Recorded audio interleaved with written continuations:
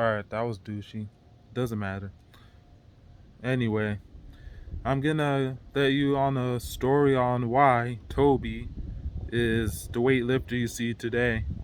Why does he lift weights and what drives him to continue? But first, let me tell you why I started, the origins. Well, there was once a little toddler named Tobi when he was 4 years old. What he loved out of life, beside food, I love to eat. And I love to do normal kid stuff, like watch TV, play with my brothers, play with my friends, and all that stuff, and play with toys. I also had a passion for mathematics. I liked writing cursive, but math was my passion because I liked because when I first played my brother's computer game, Math Blaster, I was playing it for fun, and I was like, I seem to be good at this. It was Math Blaster 4th grade. My brother was in, I believe, first, second grade then, one of them. And I knew the multiplication table easily, up to 12 times 12. And then I knew how to divide and do everything. And to the extent that I was even doing math books for fun, first grade doing 6th grade math books for fun, second grade doing algebra math books for fun, 8th grade. And I was known as human calculator. I was known for math. I wasn't known for anything else but math. And being smart, being funny, being black, and other shit, you know? Oops. Anyway, so fast forward to the why the lifting part came. No one saw this coming until I was in high school. No one saw it coming. I transferred to a new high school because I wanted to get a better education. So pre-high school, nobody knew I'd be a weightlifter Tobi. You see today. People either thought I just was some kid who just got into it because he liked something, or he just happened to get into it because, well, for whatever reason. And what else? The ones in high school knew me as Lifter Tobi. The one in college and up, they're like, all I am is a lifter, or they don't imagine a non-lifting Tobi. Okay, so it goes like this. Peep this, yo. Alright, I was in first grade, 7 years old. I was playing with a neighborhood kid who I didn't like because him and his older brother weren't nice to me. This neighborhood kid pushed my bike into some dog crap. And the thing is, I was bigger than the kid. I could have easily sized him up. But I was crying because I knew it was wrong to hit people. And I was crying to my mother. Wah, wah, wah. And then my mother's like, hey, man, what are you doing? Yeah, you can't let people take advantage of you and be mean to you like that. You have to stick up for yourself. Alright, so it was like that, right? She didn't say beat up the kid because she even taught me that violence is not the answer. That you only use violence for protection in life and death. And I still believe that. Right? And so I saw my mom do Taibo. I was like, Taibo, Billy Banks. The guy is kicking rear. The guy has some fighting skills. I was like, that could be me, man. Imagine how unstoppable I could be. And then for some reason, I was imagining I saw Muscle Man, Ronnie Coleman like. I didn't even know it was Ronnie Coleman at the time. And that was like the time he was like being Mr. Olympia and stuff. So I had this vision, right? I was like, if I'm ever like Ronnie Coleman size of a man. And I was also watching a lot of Popeye, a lot of Looney Tunes, seeing those larger than life cartoon creatures. I was like, okay, I'm gonna be this big, right? This muscular and this strong, like the Hulk. Me, first grade boy, right? I was like, okay, when I'm doing all this, he's gonna be sitting in the first grade class. I'm gonna poke his shoulder like they do in the cartoon. He'll turn around. He'll be in awe of how big muscular and strong I look, and then wham, right into kisser, pow, right into kisser, pow, right into kisser, pow, right into kisser. That's from Family Guy. Anyway, so that was happening. And then I wasn't gonna actually do it, but I was like, okay, imagine if I had this much power. And then I moved to a new town, Hillsboro, in second grade, right? And what else? I was a new kid, and from elementary school to pretty much all my schooling and all my life, that's when it started, where I wanted to be this kid. Starting out in school, I wanted to be this kid that no other kid would beat up, because I didn't want to be a target of getting beat up and bullying. I didn't want to be bullied. I didn't want to be beat up. I didn't want my friends to be beat up. I didn't want my brothers to be beat up. I didn't want my parents to be beat up. I wanted to be the strongest ever. I wanted to be so strong, and I wanted nobody to beat me or anybody up, that no one would have physical power over me. And I also wanted to be the smartest. Anything I want to do, I want to be the best. That's what my parents ingrained in us, to be the best at whatever we choose. And that's the Nigerian culture. Since my parents are Nigerian, I'm Nigerian American. Whatever you're after, you have to be the best. Even if it's your best, but you have to be damn great. You know? You have to always challenge yourself. You always have to get better in all ways. And you have to have respect. Anyway, that's just the culture. Anyway, so I didn't want to get beat up. I want nobody to beat me up. I want nobody to beat my friends up. And that's how it was actually. So my wish was desired. When I was in 6th grade, I had friends who were going to get into a fight, and it stopped because they found out I was fighting. No one exactly beat me up in up to middle school and elementary school. Even though I got into like maybe a few shoving in fights in elementary school with the same kids, but nothing major, because it didn't hurt, and I was always able to protect myself, and nobody wanted to fight me. And I never fought people for no reason, because I wasn't a bully, and I was mostly the quiet kid focusing on school. Anyway, even 7th grade, right? We were playing tug of war in in the seventh grade finale. Seventh grade finale in the end of 7th grade, where we basically have the 7th grade games. I was playing tug of war. I won for my whole grade. I won for my whole pod, aka my whole grade group. I won for everybody. And then everyone told me how strong I was and how well I did in tug of war, even in the yearbook. And I was 13 years old. I was like, maybe I want to take this strength thing. I want to be the strongest. I want to be so strong. And I was the guy who, when I was in 2nd grade, I went to Sears, 2nd grade it up. I picked up 50-pound dumbbells off the rack and said I was lifting 100 pounds to show I was strong. I was doing my mom's exercise bike.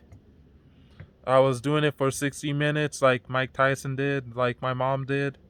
And I was also curling my mom's 8-pound dumbbells while I was watching TV. The wrong way, but I was curling them. And that was since I was in 2nd grade. And then going into 8th grade, end of 7th grade summer camp, we were talking about how much we lifted, and people were talking about how strong they are. Some people lying about their numbers. One kid, the strongest kid in my grade, benched 210 at the end of 7th grade, and I believed him because he was the strongest. He eventually held the high school squat record at 15 years old with a 515-pound high bar, weighing about 170. And he was short, but he had a lot of muscle. He was the strongest in my grade. And he could have been probably a world record holder, at least a squat, maybe a Jesse Norris equivalent, but he didn't care about strength. And he only lifted for football. Otherwise, he would have been stronger than me on at least squat and bench. He wasn't built for deadlift. I met a lot of kids like that could have been stronger than me, but I wanted it more. And they probably think I'm crazy for lifting weights, which a lot of people do. They don't relate to it. And most people either do it for girls or for sports, not to do it for the rest of your life. And they'd even enjoy it. But anyway, what else? When I was in 8th grade, after we lied about the lifts, I didn't lie. I said I was bench pressing a couch, and the couch was a light couch, and it was puny ass weight. And then 8th grade, I was watching wrestling. I saw the physiques I liked. I saw Bobby Lashley, John Cena. I want John Cena's arms and calves. And I started caring about calves because in 7th grade summer camp, there were kids who had big calves, 8th grade kids who had big calves that looked good in shorts. And my calves sucked, so I wanted to have big calves too. And every young person starting out wanted arms. And so arms and calves. I didn't work my calves, but arms I cared about. I just wanted to be the stupid arm guy like those synthol people.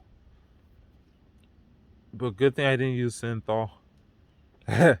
Because synthol has no benefit of strength and it's not real muscle. It's oil. It's like pudding filler or whatever. It's not even muscle. You could make the same argument about steroids, but steroids is real muscle. It's just hormones. It's hormones and giving you muscle and strength you wouldn't get without them. And when you come off them, you have a lot less.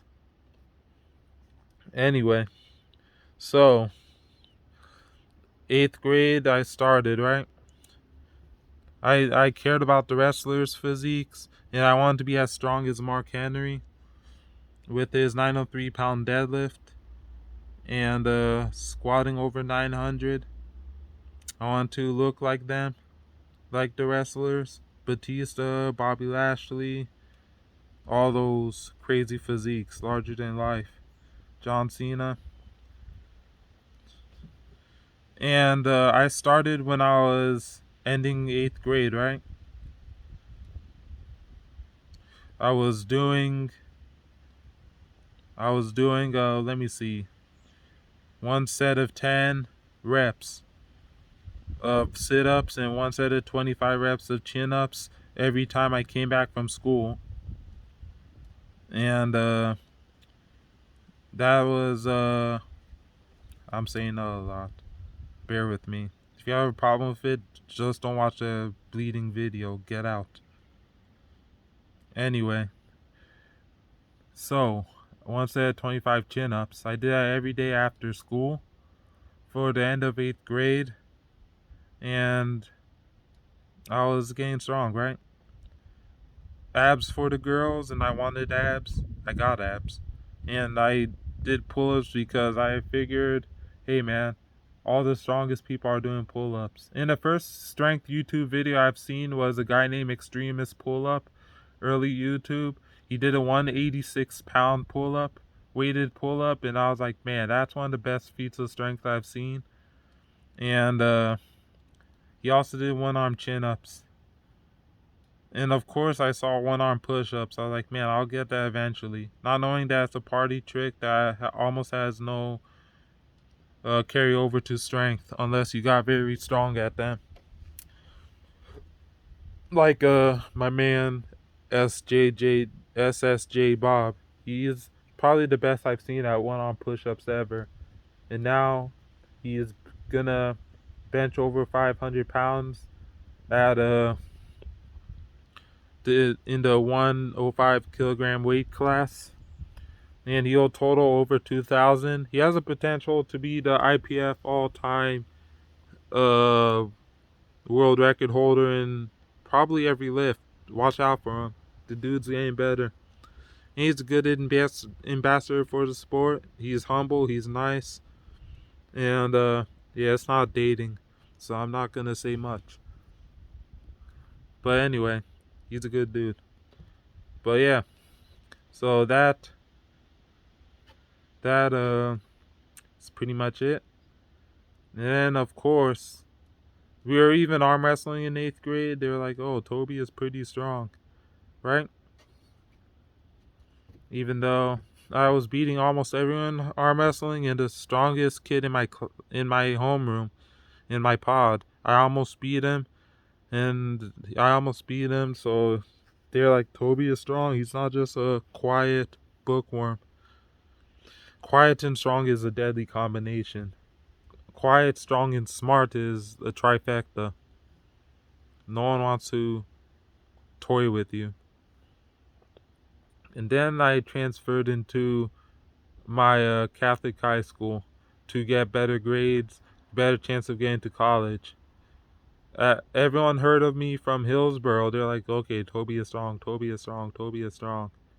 And then I start to get messed with because I guess I was different.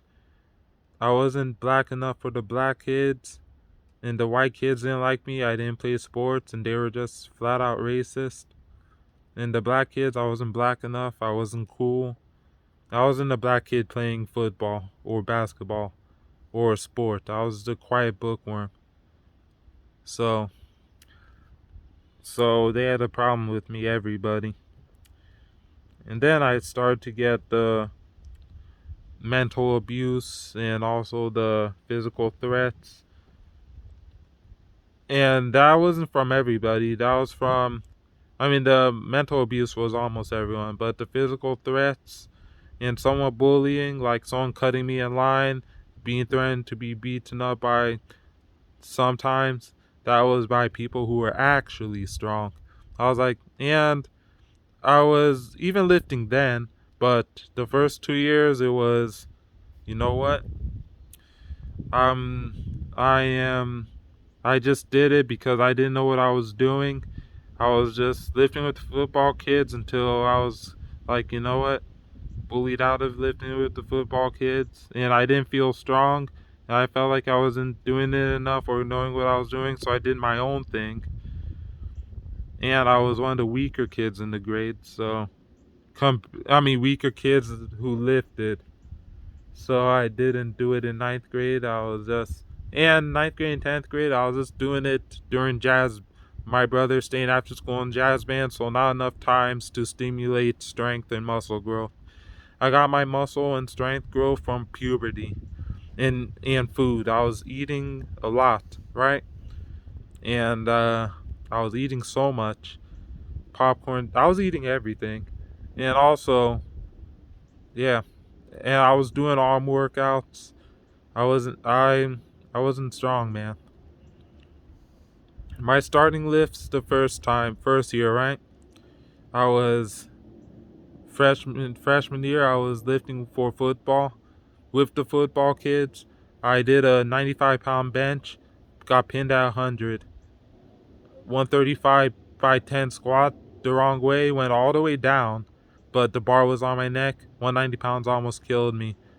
Deadlifted 300 pounds, 315 didn't budge. I was like, can't do it. Then I was called weak for it, and then made an example out of it. But now I could bench all their deadlifts. Those people's deadlifts. In fact, I could even squat more than they deadlift. So, what now? But anyway, so who got the last laugh? Weak ass.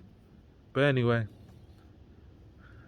so that was it. I was lifting, and then I always did want to lift, but almost nobody believed in me, and I was treated so bad. I was gonna lift regardless, but I was like, you know what? I'm gonna lift so much weight. I'm still gonna lift. I still have that desire, but this confirms that I'm definitely gonna do it. because that desire was always there, regardless of bullying or not. I always wanted to be the strongest. I didn't want to get beaten up. I wanted no one to have power over me. So I just became angrier. Like, you know what? I'll show all of you.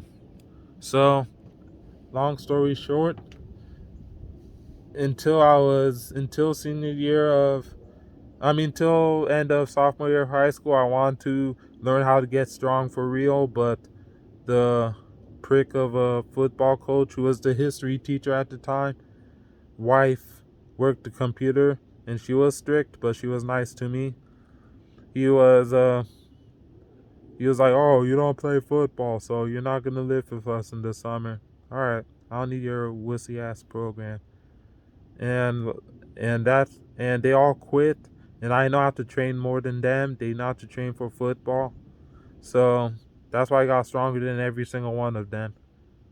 So so I did calisthenics at home for the whole junior year of high school. So much.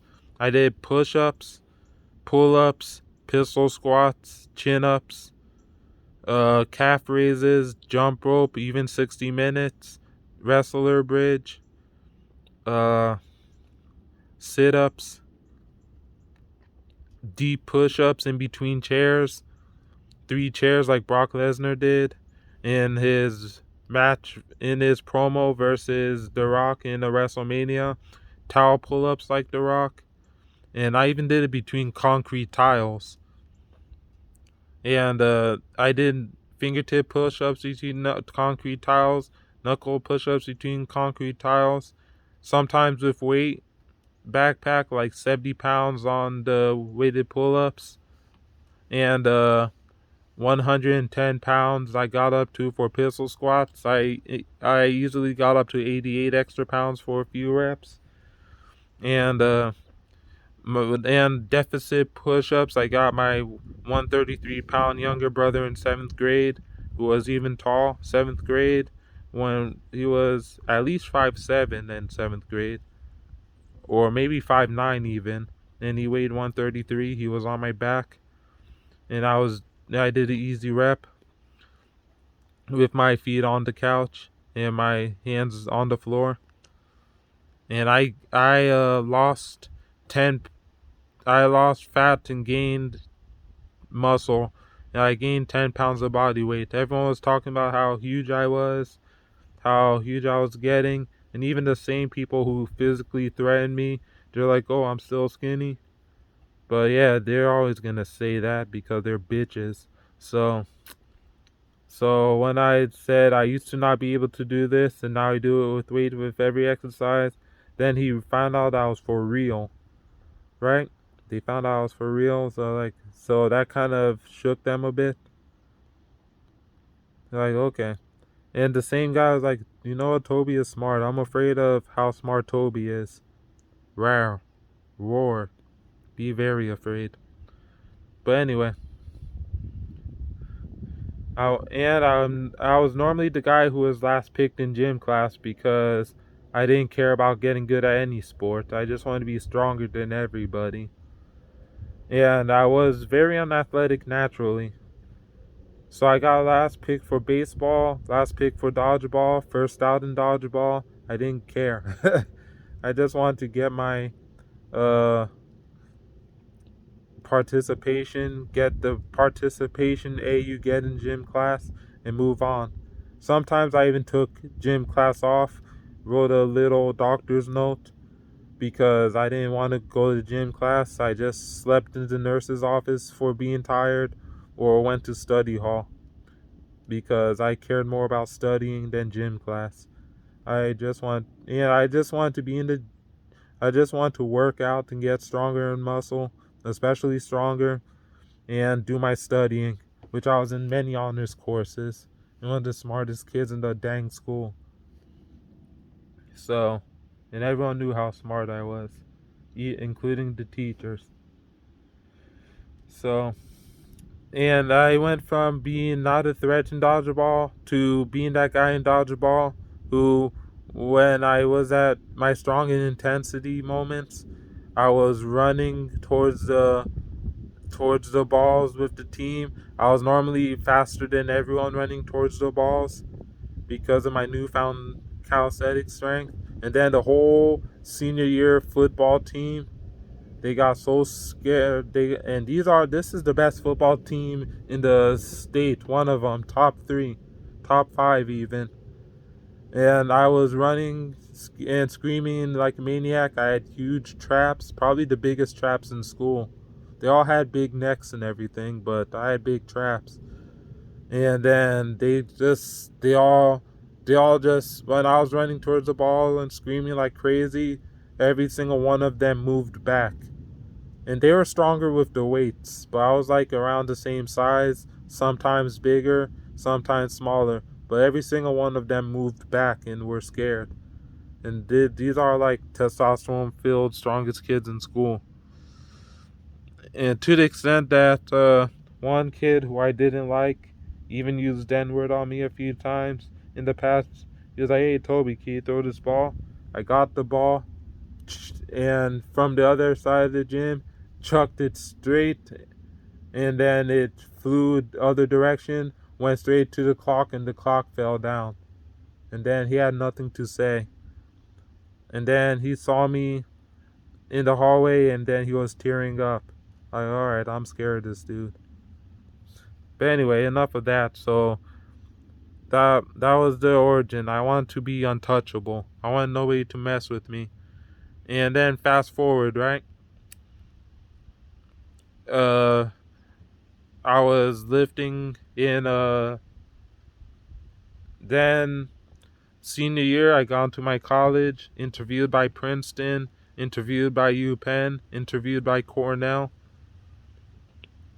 And the only kid in the whole high school got interviewed by Princeton.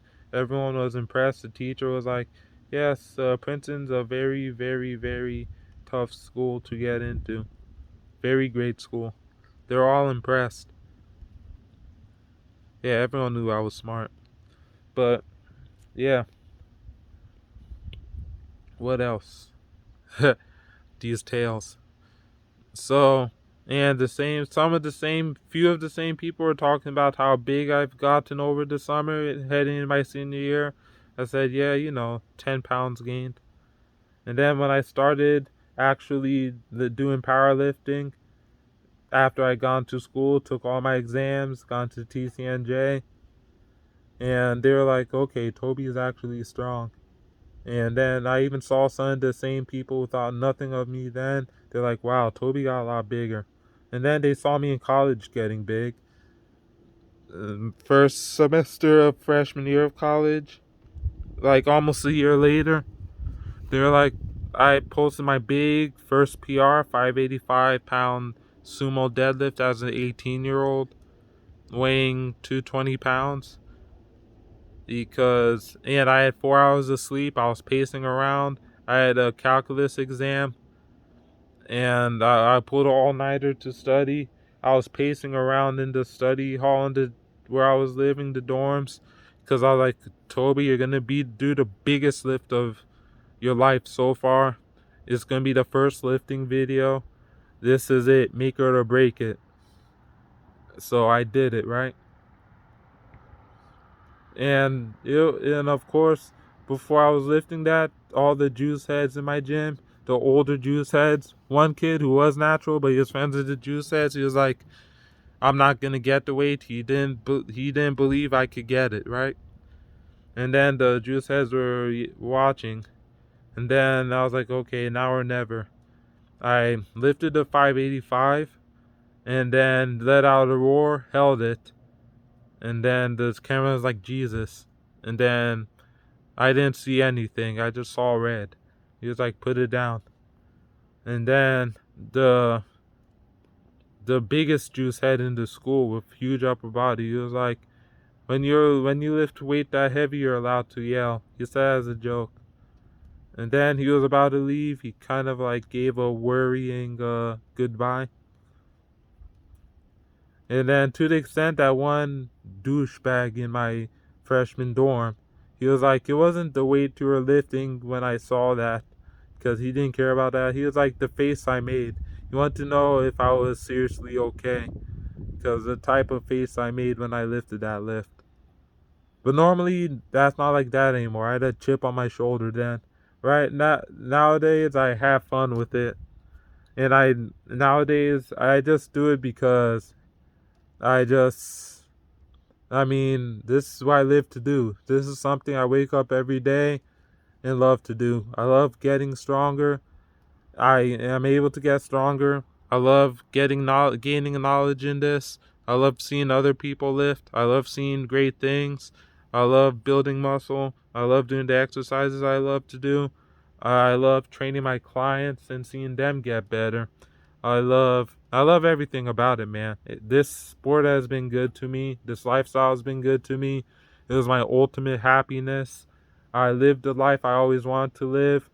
I became the person I always wanted to become, and I owe it to the lifting lifestyle I'm doing. And this is something I always wanted to do. Didn't think I could do a long time ago, but I achieved more than what I thought I would achieve.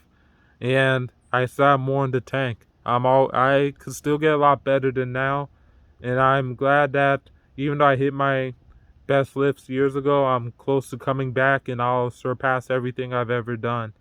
And I could get my clients to do the same thing. And so I guess this is pretty much the origins. If you have any more questions on why I lifted, you could put below, and I'll let you know. In fact, let me know why you lift. What is your story? Why do you lift? Or even if you don't lift, why do you do your lifestyle? Why do you do the things you do? Anything. What sets you on fire? What sets your soul on fire? What is the one thing in life that you love to do that you can't wake up a day without missing? That you want to wake up every day to do? Even if it's not lifting, whatever hobby, whatever job, whatever person you are seeing, what is that? Find that one thing. Even if it's not for a living, make your living revolve around that. And whatever you do for a living, just have it funded. So I'll make another video on this later. I overstood my welcome with near 33 minutes. So I'm going to cut this off at 33 minutes.